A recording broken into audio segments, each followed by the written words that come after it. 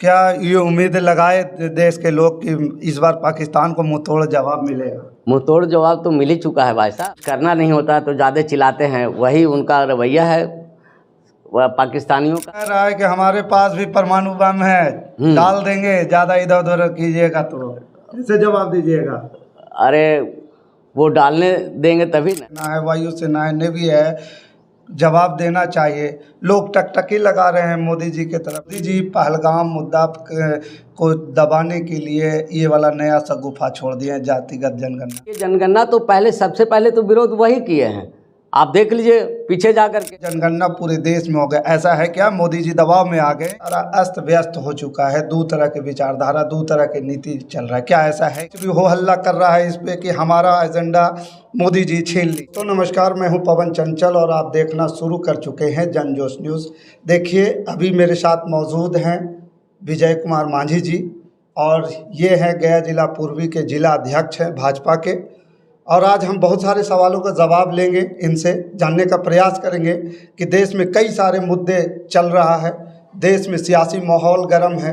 एक तरफ बिहार में विधानसभा का चुनाव है, दूसरी तरफ पाकिस्तान और भारत में तकरार बढ़ी हुई है, तीसरे तरफ जातिगत जनगणना को लेकर के पक्ष और विपक्ष में ज़बरदस्त घमासान मचा हुआ है। सबसे पहले हम जानने का प्रयास ये करेंगे कि आप जिला अध्यक्ष हुए भाजपा के, आपके क्षेत्राधिकार में जो है एनडीए कितना सीट जीत रहा है?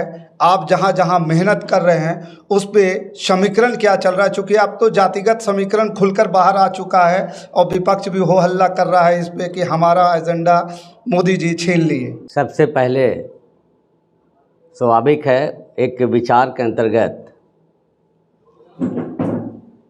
एक सोच सभी को आना चाहिए, और मैं आपके मीडिया के तरफ से तमाम गया वासियों को मैं हार्दिक शुभकामना देता हूं। मेरा देने का पर्पस यही है कि कई मीडिया वालों ने ये कहा कि अभी घटना जो हुआ है उस पे आप बधाई दे रहे हैं, तो एक सोच हमारी है, भारतीय जनता पार्टी सबसे बड़ी पार्टी है और स्वाभाविक है कि संगठन से जुड़े हुए पार्टी है, तो हम लोग सभी के हित में सोच रखते हैं और मान सम्मान जहाँ तक देने के बात होता है हम लोग देने का काम करते हैं। हमारा गया पूर्वी जिला जो है गया जिला में 10 विधानसभा है, तो 10 विधानसभा में जहाँ तक मुझे दायित्व मिला है, पूर्वी का जिला अध्यक्ष हमको बनाया गया है। इस विधानसभा में हमारे 5 विधानसभा है, अतरी, वजीरगंज, बेला, गया नगर, बोधगया और गया नगर, और ये आपका वजीरगंज, जहां हमारी भारतीय जनता पार्टी के तरफ से कई कार्यक्रम हुआ है।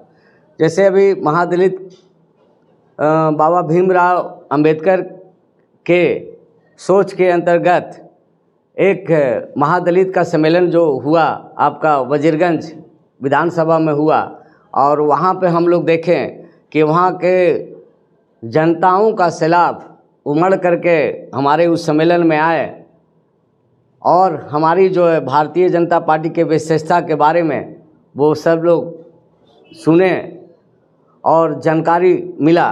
बाबा भीमराव अंबेडकर जी के बारे में तो आप जान ही रहे हैं कि 106 बार संविधान में संशोधन हुआ है, और सबसे अधिक संशोधन अगर किसी पार्टी के द्वारा हुआ है तो वो कांग्रेस की पार्टी रही है, और भारतीय जनता पार्टी सभी को जोड़ने का काम किए हैं।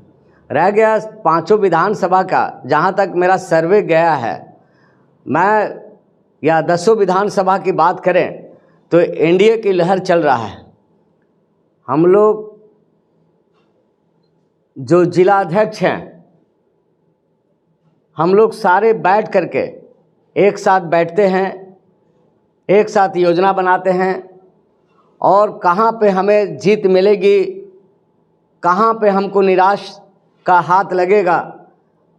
तो अभी जिस प्रकार से भारतीय जनता पार्टी और एनडीए की लहर चल रही है, तो मुझे उम्मीद है कि हम लोग 10 विधानसभा चुनाव जीतने का काम करेंगे। जिला में 2 जिलाध्यक्ष हैं अभी, तो उससे कुछ भाजपा में कुछ लोग कह रहे हैं कि भाजपा में जो है सारा अस्त व्यस्त हो चुका है, 2 तरह के विचारधारा, 2 तरह के नीति चल रहा है, क्या ऐसा है क्या?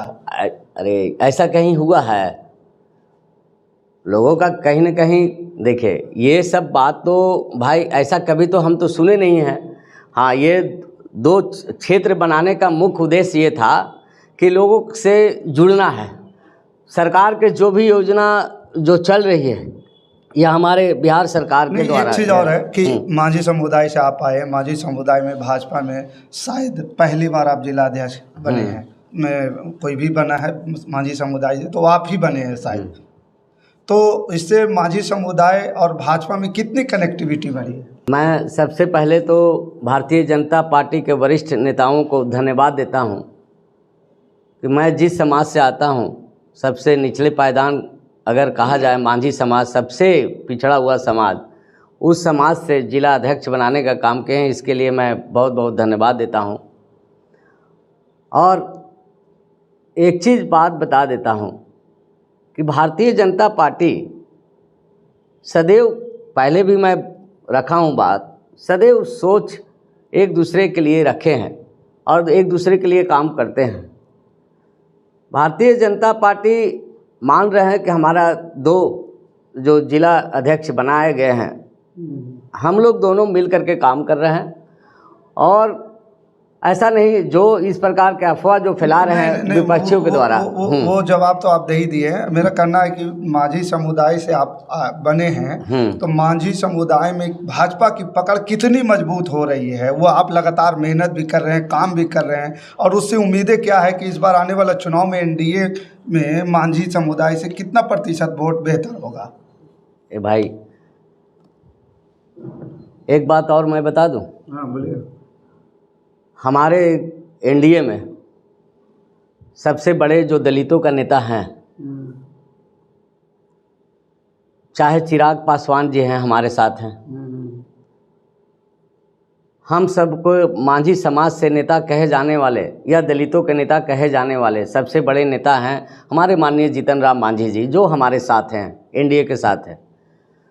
जहां रह गई मांझी समाज का, आप समझ लीजिए, मांझी समाज हमारे होश में, हम 25 वर्षों से अगर देखा जाए तो भारतीय जनता पार्टी और उससे पहले से जुड़ा हुआ हूँ, तो मैं देखा हूँ कि भारतीय जनता पार्टी हमेशा जो है भाजपा के पक्ष में वोट किए हैं।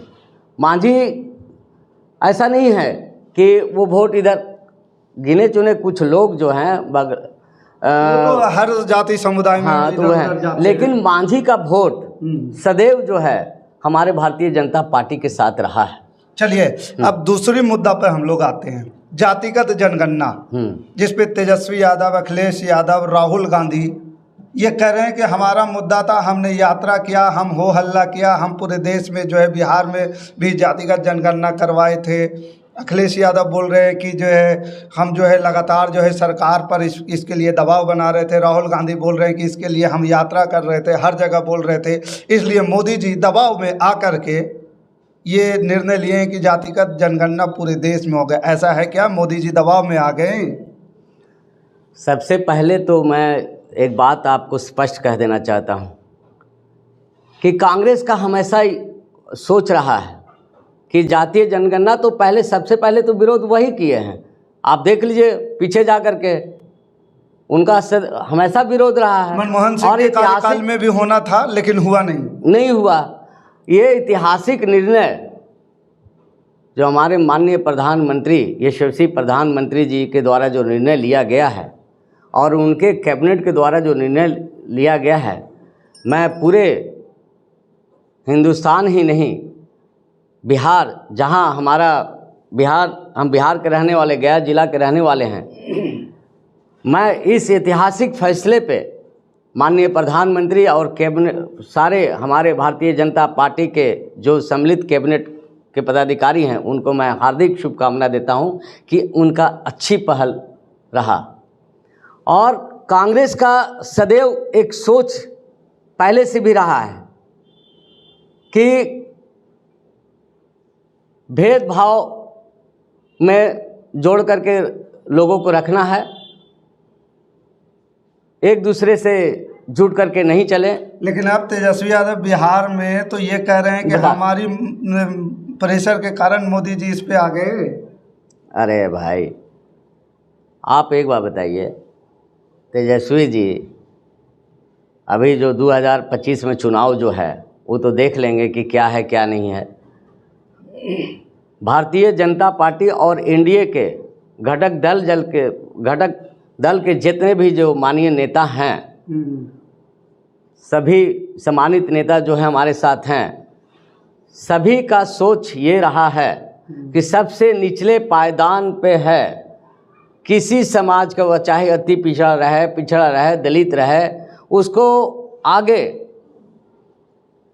उठा करके ले जाना है।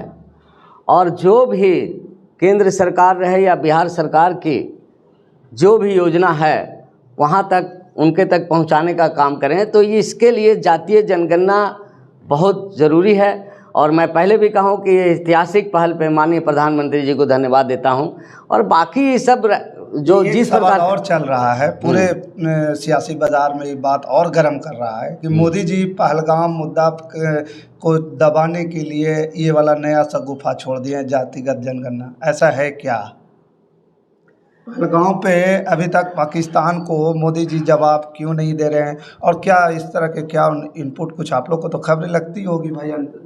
देखिए, माननीय प्रधानमंत्री जी और ख़ास करके हमारे अमित शाह जी जो हमारे कैबिनेट के पदाधिकारी रहे हैं,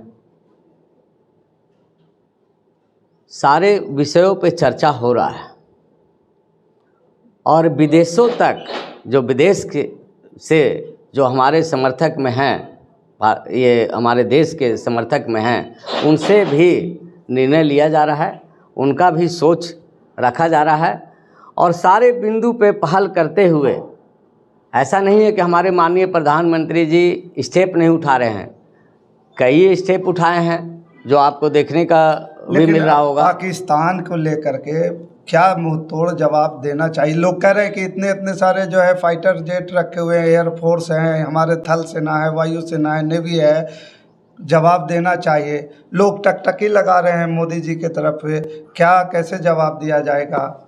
अरे जवाब देंगे भाई, काहे ये उतावले हो रहे हैं? जवाब मिलेगा और जोड़ तोड़ तरीका से जवाब मिलेगा। अभी सारे जो भी भारतीय जनता पार्टी के अलावा जो भी हमारे देश के जो प्रतिनिधित्व पार्टियों का कर रहे हैं, वो सभी का समर्थन हम लोग को मिल रहा है। और हम लोग सभी सोच बना करके उसके ऊपर कार्रवाई करेंगे। ऐसा थोड़ी नहीं कि कार्रवाई नहीं होगा। हमारा देश जो है सबसे, अगर देखा जाए तो जब से हमारे माननीय प्रधानमंत्री जी आए हैं, इनका सोच बना है कि सभी को लेकर के चलना है, सभी को आगे बढ़ाना है और सभी बिंदु पे चर्चा करते हुए कुछ करना है ना। हम एक तरफ पाकिस्तान कह रहा है कि हमारे पास भी परमाणु बम है, डाल देंगे, ज़्यादा इधर उधर कीजिएगा तो कैसे जवाब दीजिएगा? अरे वो डालने देंगे तभी ना, उनके पास समय बचेगा तभी ना। हमारा योजना बन गया है और योजना बना करके हमारे माननीय प्रधानमंत्री जी स्टेप उठाएंगे, इंतज़ार हो रही है। और वो जितना वो बोलना है उनको बोलने दे दीजिए। वो कहते हैं ना कि जो कुछ करना नहीं होता तो ज़्यादा चिल्लाते हैं, वही उनका रवैया है वह पाकिस्तानियों का। और हमारा आने वाले समय में आप देखने को मिलेगा। और ये देखिए है क्या कि हम लोग अभी देखिए पिछड़ा हुआ, अगर मुद्दा ये नहीं है कि हमको पाकिस्तान को बर्बाद कर देना है, वहाँ पे चढ़ाई कर देना है, आगे भी पीछे भी हम लोग को देखना होगा ना, हम किस अवस्था में रह रहे हैं। ठीक है, ठीक है, हम चढ़ाई कर देंगे, कहीं न कहीं घाटा तो दोनों का होगा। वहाँ पे भी गरीब लोग रह रहे हैं, यहाँ पे भी गरीब लोग रह रहे हैं। कुछ देर के लिए तो पहल जो होगा तो उस पर गरीबों, चारों तरफ से तो गरीबों का ही मारण होगा। तो सब चीज़ को देखना है ना, आगे पीछे देख लीजिए, चढ़ाई आम नागरिक को बचाते हुए काम करना है। और कि पहल होगा, उनको पूरे वर्ल्ड के लोग, पाकिस्तान, मैं इस्लामिक धर्म के मानने वाले को मैं नहीं कहूँगा, लेकिन पूरे देश के लोग पाकिस्तान से त्राही त्राही कर रहे हैं। ये भी एक विरोधी हुआ। माननीय प्रधानमंत्री जी भी जो जिस प्रकार से पहल कर रहे हैं, तो ये भी विरोधी है। तो जहाँ सभी तरफ से सभी देशों का विरोध मिल रहा है, ये भी एक परिणाम ये बॉम्ब के हिसाब के ही देखा जाए इसको, तो होगा एक सामाजिक मार जो मारा जाएगा, वो चारों तरफ से मारा जाएगा। फिर इनको न तो पानी मिलेगा, न रहने के लिए मकान मिलेगा, न खाने के लिए अच्छा भोजन मिलेगा। तो क्या ये उम्मीद लगाए देश के लोग कि इस बार पाकिस्तान को मुंहतोड़ जवाब मिलेगा? मुंहतोड़ जवाब तो मिल ही चुका है भाई साहब। चलिए, तो ये हमारे साथ बैठे थे अभी गया जिला के पूर्वी जिला अध्यक्ष भाजपा के, और इन्होंने बखूबी सारी बातों के जवाब दिए। बाकी इस खबर के प्रति आपका क्या विचार है, आप हमें कमेंट कर ज़रूर बताइएगा। हमारे साथ बने रहने के लिए धन्यवाद। जय हिंद, जय भारत।